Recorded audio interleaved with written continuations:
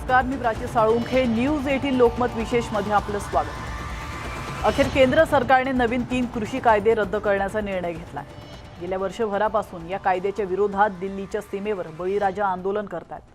पण हे कायदे रद्द करण्यामागे केंद्राची भूमिका काय आहे? केंद्र सरकारच्या या निर्णयावर शेतकरी संघटनांची पुढची रणनीती नेमकी काय असणार आहे? आणि गेल्या वर्षभरात या आंदोलनात काय काय घडलंय? या सगळ्या प्रश्नांचा वेध घेणार आहोत आंदोलन यशस्वी या खास शो मध्ये.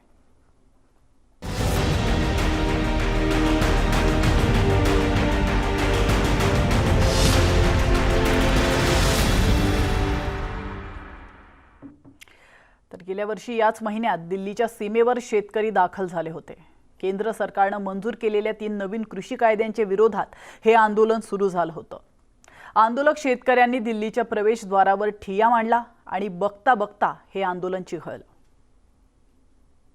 आज मैं आपको, पूरे देश को ये बताने आया हूं कि हमने 3 कृषि कानूनों को वापस लेने का, रिपील करने का निर्णय लिया है. इस महीने के अंत में शुरू होने जा रहे संसद सत्र में, इसी महीने में हम तीनों कृषि कानूनों को रिपील करने की संवैधानिक प्रक्रिया को पूरा कर देंगे. पंतप्रधान मोदींच्या या घोषणेनंतर दिल्लीच्या सीमेवरील आंदोलक शेतकऱ्यांनी मिठाई वाटून आनंदोत्सव साजरा केला. मोदी जी ने ये तीनों कानून वापस लेने की घोषणा की. हम उनका बहुत बहुत धन्यवाद करते हैं. और पत्रकार सवाल करते हैं, आपने भी किया, अगली मोर्चा कब वापसी करेगा? इस वापसी का समय निर्धारित करेगा हमारा संयुक्त किसान मोर्चा, जो दिल्ली में हमें लीड कर रहा है. उनके आदेश के ऊपर ही हमने यहाँ चला रखा है. कानून वापसी के जो ऐलान मोदी जी ने किया उसका हम धन्यवाद देते हैं. लेकिन हम आज साहिब गुरु नानक देव जी महाराज पहली पातशाही का गुरपुर्ब है, ये उनको कोटि कोटि प्रणाम है.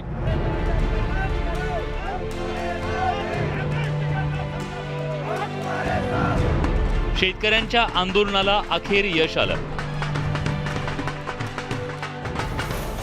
वारा, पाऊस आणि थंडीची तमा न बाळगता दिल्लीच्या वेशीवर बसलेले आंदोलक शेतकरी तसूभरही मागे हटले नाही. चाहे बारिश आए, तूफान आए, आंधी आए, किसान यहाँ से नहीं जाएंगे. आणि त्यांच्यामुळेच अखेर केंद्र सरकारला 3ही कृषी कायदे मागे घेण्याशिवाय दूसरा पर्याय उरला नाही. किसान के एक आम आदमी के अस्तित्व का सवाल था और आम आदमी के अस्तित्व को किसी को नकारना नहीं चाहिए. जीत हुई किसानों की, किसान लड़े, डटे रहे, होना ही था. हे कायदे शेतकऱ्यांच्या हिताचे होते, पण ते आम्ही शेतकऱ्यांना समजवू शकलो नाही ही आमची चूक असल्याचं पंतप्रधान मोदींनी मान्य केलं. मैं आज देशवासियों से क्षमा मांगते हुए सच्चे मन से और पवित्र हृदय से कहना चाहता हूं कि शायद हमारी तपस्या में ही कोई कमी रही होगी, जिसके कारण दिए के प्रकाश जैसा सत्य कुछ किसान भाइयों को हम समझा नहीं पाए. आज गुरु नानक देव जी का पवित्र प्रकाश पर्व है. ये समय किसी को भी दोष देने का नहीं है. पंतप्रधान मोदींनी 3ही कृषी कायदे मागे घेण्याची घोषणा केली असली तरी आंदोलक शेतकरी नेत्यांनी सावध भूमिका घेतली आहे. संसदेत कृषी कायदे मागे घेतल्यानंतरच आंदोलन मागे घेणार असल्याचं राकेश टिकेत यांनी म्हटलंय. हमने कहा कि उन्होंने अभी वापसी लिया है, वो पार्लियामेंट में जाए और पार्लियामेंट से जो लीगल प्रोसीजर उसका है वो हो, ये है. और संयुक्त मोर्चे की आज हमारी मीटिंग है, उसमें पूर्ण रूप से सारी चीज़ें तय होंगी. एमएसपी पे गारंटी कानून, ये 2 मसले अभी हैं. और उसके बाद में एक कमेटी बनेगी जो हर मसलों पर भारत सरकार से बातचीत करती रहेगी. ये तो होगा नहीं कि हर मामले में हम आंदोलन करेंगे, 1 साल होगा और उसके बाद में होगा तो एक कमेटी बन जाए। स्वागत करते हैं इस उनके अनाउंसमेंट का, लेकिन इसका श्रेय जो है श्रेय किसान संगठनों को, किसान आंदोलन को, संयुक्त किसान मोर्चा को जाता है। 2-3 कारणों की वजह से मैं बोलना चाहता हूँ कि एक तो किसानों ने 3 कानून को समझा, पहले समझने के बाद उस पर आंदोलन शुरू किया। कृषी कायदे रद्द करण्याच्या मागणीसाठी गेली वर्षभर शेतकरी दिल्लीच्या सीमेवर ठाण मांडून बसले। देशाच्या इतिहासातील सर्वाधिक काळ चाललेलं आंदोलन म्हणून या शेतकरी आंदोलनाकडे पाहिलं जात आहे। प्रधानमंत्री जी ने आज गुरु नानक देव जी के प्रकाश पर्व के अवसर पर इन तीनों कानूनों को रद्द करने, रिपील करने का जो निर्णय किया है वह निश्चित रूप से स्वागत योग्य है। प्रधानमंत्री जी यहीं नहीं रुके, साथ ही साथ प्रधानमंत्री जी ने आज यह भी कहा है कि 0 बजट खेती हो, MSP हो और क्रॉप डाइवर्सिफिकेशन का विषय हो, इन सब पर एक समिति बनाई जाएगी।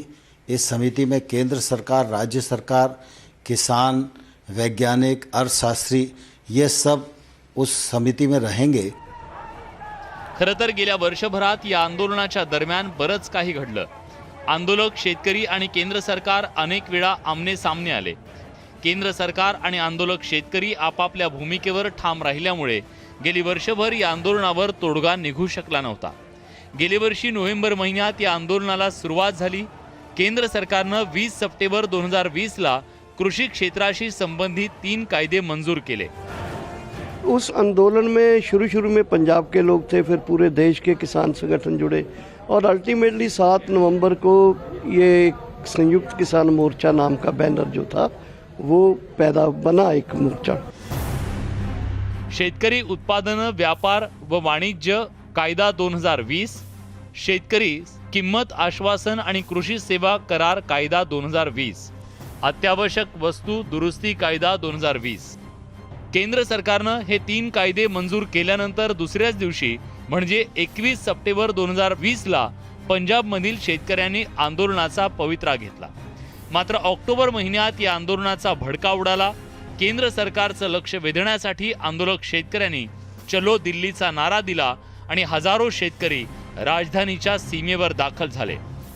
तिन्ही कृषी कायद्याच्या विरोधात 32 शेतकरी संघटनांनी एल्गार पुकारला।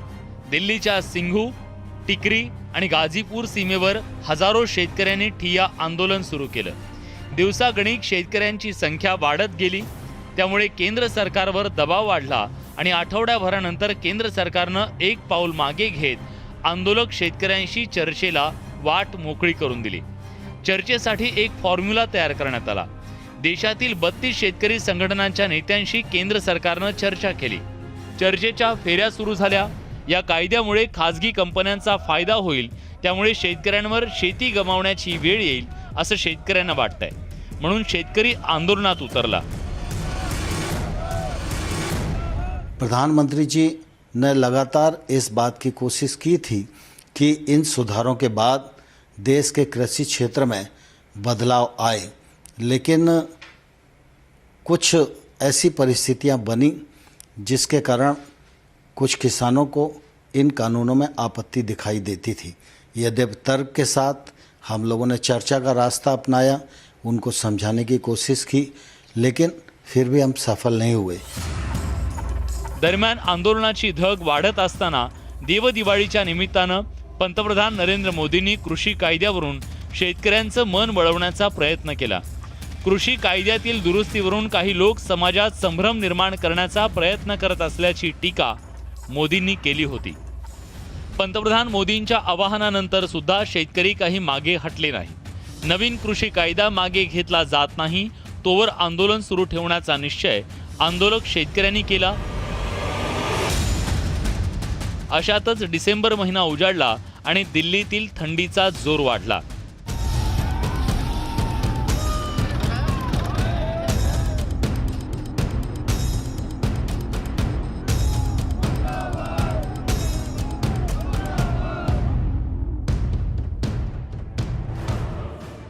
दिल्लीतील विज्ञान भवन हे आंदोलक शेतकरी आणि केंद्र सरकारच्या प्रतिनिधींमधील चर्चेचं केंद्र ठरलं. मात्र या बैठकीतून कोणताच तोडगा निघाला नाही. एकीकडे चर्चा अपयशी ठरली तर दुसरीकडे दिल्लीच्या सीमेवर शेतकरी आंदोलनाचा जोर वाढला.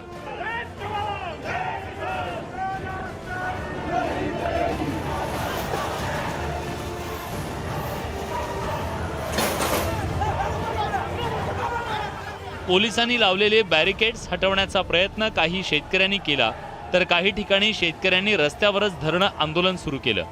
दिल्लीतील जंतर मंतर मैदानावर आंदोलनाची परवानगी द्यावी अशी मागणी आंदोलक शेतकऱ्यांनी लावून धरली.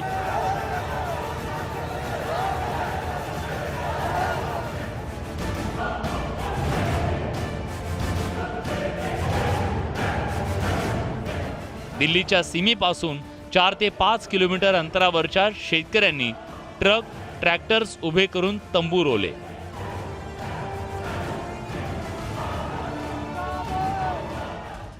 नवीन कृषी कायद्याविरोधात एकीकडे शेतकरी रस्त्यावर उतरला तर दुसरीकडे या आंदोलनावरून देशपातळीवर राजकारण सुरू झालं. नवीन कृषी कायदे शेतकऱ्यांच्या फायद्याचे असल्याचा दावा केंद्र सरकारकडून केला गेला, तर कायदे शेती आणि शेतकरी विरोधी असल्याचा आरोप आंदोलक शेतकऱ्यांसह विरोधकांकडून करण्यात आला. त्यामुळे केंद्र सरकारची चांगलीच कोंडी झाली. Bureau report, news 18 Lokmat. इथं घेतो एक छोटासा ब्रेक, लगेचच परत येतोय. तुम्ही पाहत रहा न्यूज 18 लोकमत विशेष.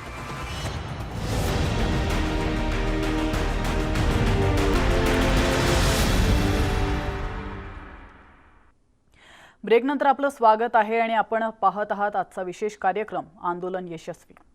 खरं तर वर्षभरापासून हे आंदोलन शांततेच्या मार्गाने चालवलं जात आहे, पण त्याला अपवाद ठरली ती प्रजासत्ताक दिनी ट्रॅक्टर रॅली दरम्यान घडलेली हिंसक घटना. मात्र त्यानंतर आंदोलक शेतकऱ्यांनी त्याची पुनरावृत्ती होऊ दिली नाही. तसंच लखीमपूर खीरी सारख्या घटनेनंतरही शेतकऱ्यांनी आपला संयमही ढळू दिलेला नाहीये. पाहूया.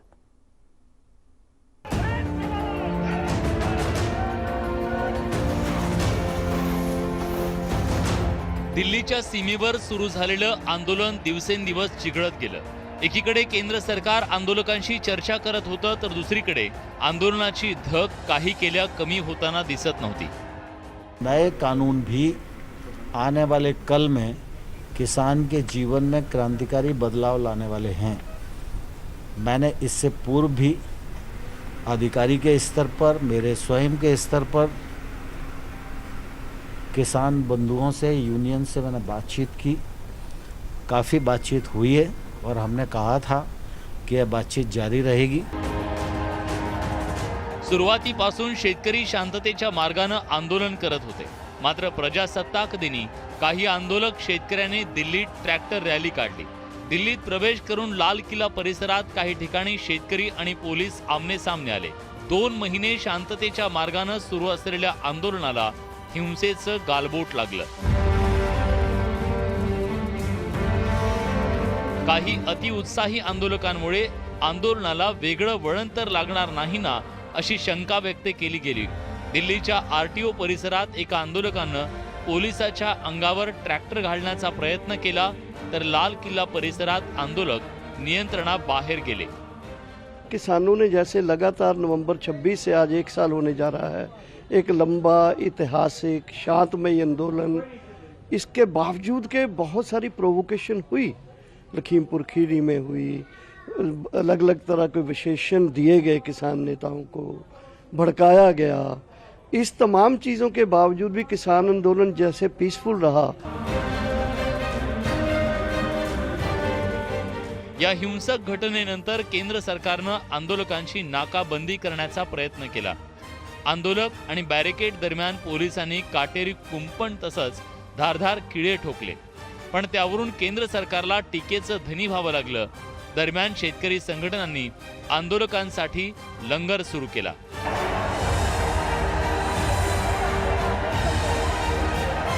तर 26 जानेवारीच्या हिंसक घटनेनंतर आंदोलनाचं काय होणार असा प्रश्न निर्माण झाला. मात्र त्या घटनेतून आंदोलक शेतकऱ्यांनी धडा घेतला आणि पुन्हा एकदा आंदोलनानं जोर धरला.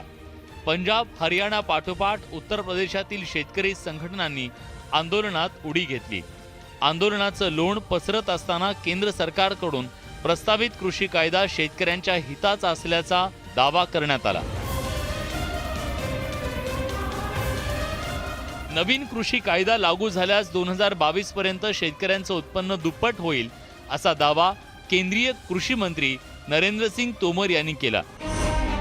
नवीन कृषी कायद्यामुळे शेतकऱ्यांना आपल्या मर्जीप्रमाणे शेतमालाची विक्री करता येईल, तसंच जास्त किंमत मिळेल तिथं माल विक्रीचं स्वातंत्र्य शेतकऱ्याला मिळणार असल्याचं केंद्राकडून सांगण्यात आलं. इतर राज्यात शेतमाल विक्रीची परवानगी या कायद्यामुळे मिळणार असून आगामी काळात ई बाजार आणि ई ट्रेडिंगसाठी सरकार यंत्रणा उभारणार असल्याचं आश्वासन केंद्रीय कृषी मंत्र्यांनी दिलं होतं.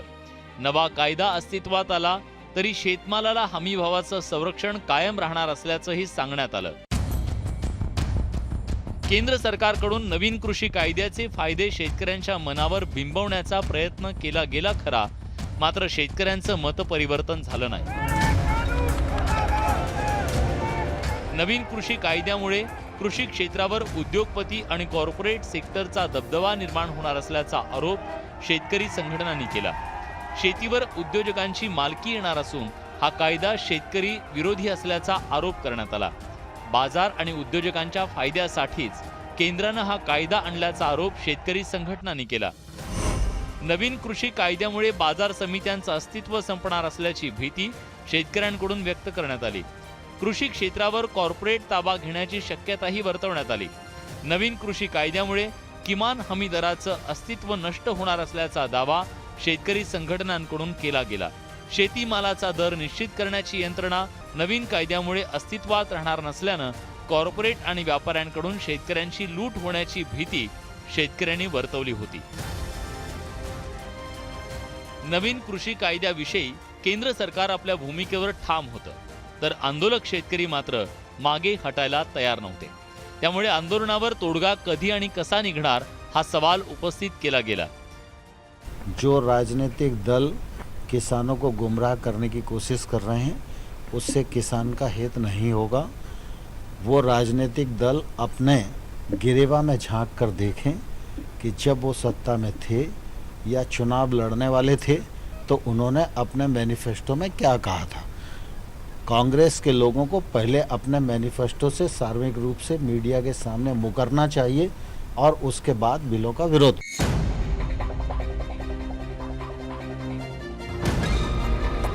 दरम्यान कोरोनामुळे देशभरात लॉकडाऊन करण्याचा निर्णय केंद्र सरकारनं घेतला, पण अशाही परिस्थितीत आंदोलक शेतकरी डगमगला नाही. त्यांनी आहे त्या परिस्थितीत आंदोलन सुरू ठेवलं.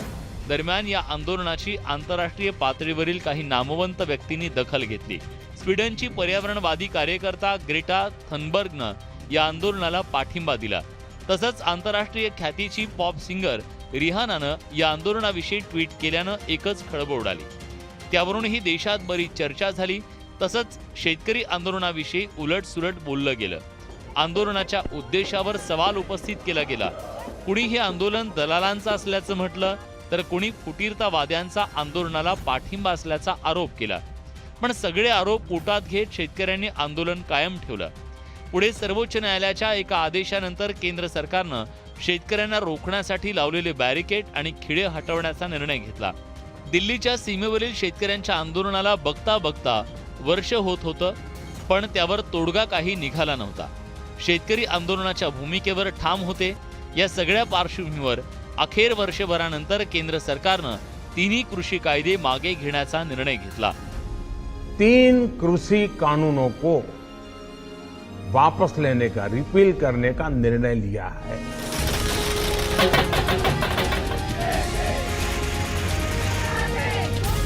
केंद्र सरकारच्या या निर्णयामुळे आंदोलक शेतकऱ्यांना मोठा दिलासा मिळाला आहे. Bureau report, news 18 Lokmat. आणि यासोबतच आंदोलन यशस्वी या खास शो मध्ये वेळ झाली. इथंच थांबण्याची. महत्त्वाच्या सर्व अपडेट्ससाठी न्यूज 18 लोकमतच्या YouTube चॅनलला सबस्क्राईब करा आणि पाहत रहा न्यूज 18 लोकमत.